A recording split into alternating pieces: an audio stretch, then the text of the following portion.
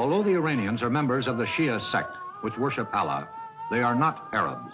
Actually, the word Iran means Aryan, and they make a point of the fact that they do not share the fierce Arab nationalism and are, in fact, the only Middle East country that carries on any kind of substantial relationship with Israel, and one of the first Muslim countries anywhere to recognize Israel's existence.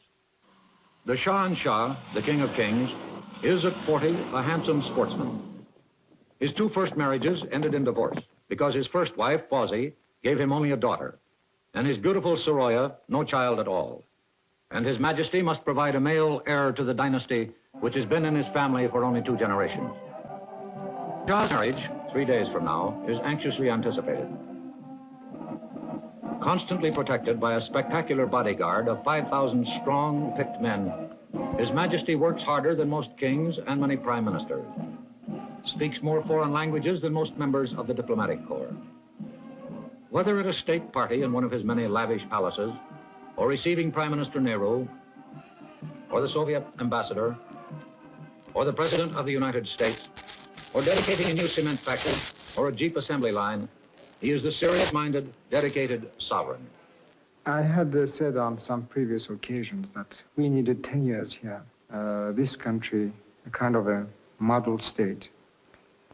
A state free of corruption, that people will get their jobs and important places only because of their talent and capacity, not because of relationships or backing. A state where people will pay, really, their taxes. My goal, I hope we could reach it, that in 10 years have a per capita income of about $1,000. Last year, per capita income was about $120. This is not high. Has your government received any offers of economic aid from the Soviet Union? Oh, indeed, yes. Yes. We have received those offers, and we have accepted some on, for instance, the building of dams on border rivers. We have got to cooperate on that because otherwise it would be just impossible to build a dam. We can't build a dam halfway.